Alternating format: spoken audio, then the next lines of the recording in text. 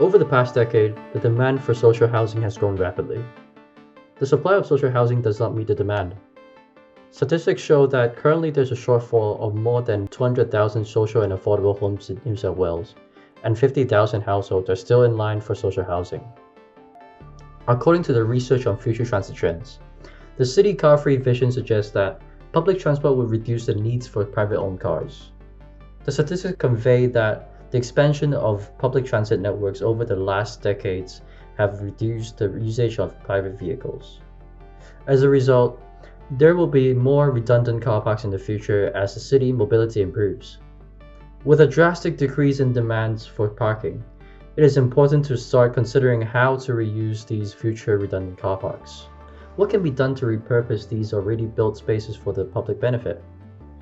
We believe one of the solutions is to solve this urgent housing crisis is by adaptively reusing the redundant infrastructures. The current trend is to promote sustainability and the use of public transit services, decreasing the dependency on private vehicles. When the trend is accepted by society, a large amount of car parks will be quickly abandoned. Therefore, we have introduced a toolkit to replace redundant car park infrastructures with sustainable social housing design that serves people with different abilities, becoming the best solution to the social housing shortage. This toolkit will provide guidance and define the criteria that ease the process of transforming redundant car parks into social housing, maximizing the advantages of adaptive reuse on economic, sustainable, and efficiency aspects. Providing clear steps to solve common challenges of transforming redundant car parks into residential settings. The toolkit takes inspiration from existing guidelines and challenges according to its unique constraints to best align with government visions and corresponds to the UN Sustainable Development Goal.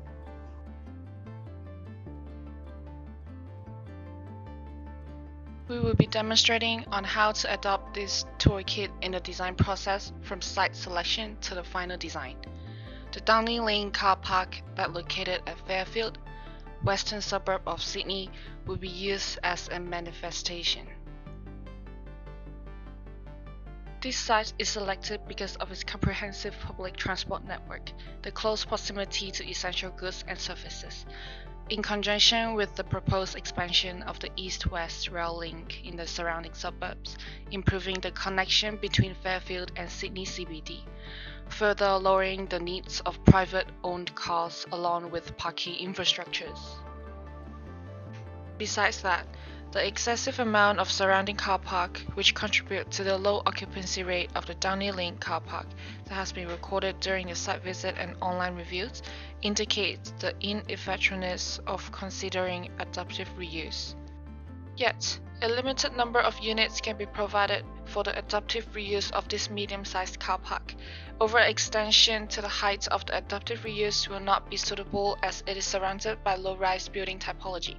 Besides, another challenge of adaptive reuse is the insufficient of floor-to-ceiling height, as the height requirements for car park and living is very different. Alternations to the existing structure are required and confront. On the other hand, the deep floor plate of the car park is a huge challenge for residential development as natural lighting is hard to penetrate through.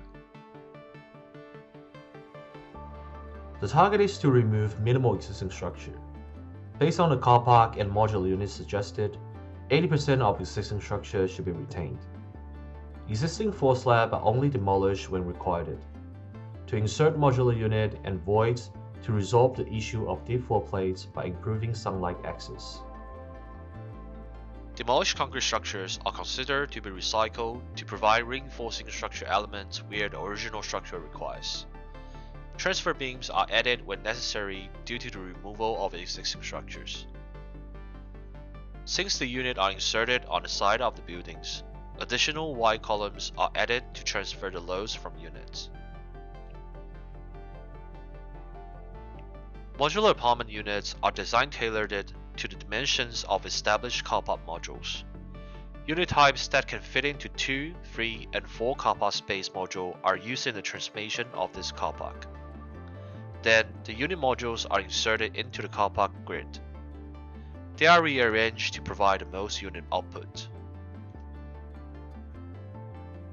Accessible units are provided in the form of 1-bedroom units and 2 to 3-bedroom units. Every second level of a 1-bedroom unit has a leveled slab and suitable dimensions to ensure accessibility by all including wheelchair users.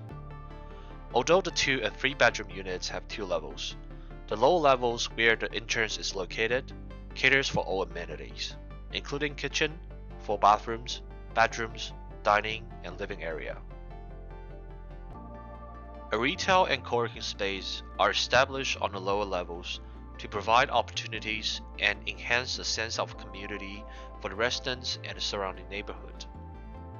The north-facing roof is sloped to maximize the efficiency of solar panels, and the opposite side of the roof is also sloped to introduce high window for northern sunlight and achieve better cross-ventilations. Semi-enclosed balconies are designed for 95% of units to provide additional exterior leisure spaces. Vertical louvers, shading device, and extruded facade are designed to better introduce natural lighting and shade excessive sunlight. Additionally, ventilation vents are installed in all units to achieve cross ventilations, and 95% of the corridors are kept as semi-open spaces to enhance natural ventilation across the building. Modular design are using this project to reduce material waste and on-site labor work, improving the overall sustainability of the project, to shorten construction time and lower the negative impact on the neighborhood during the constructions. The walls and floors of each unit are designed in uniform size that can be interchangeable across different unit types. CLT panels are prefabricated off-site, then transported to the site where each unit is assembled on-site and then inserted to the existing building structure.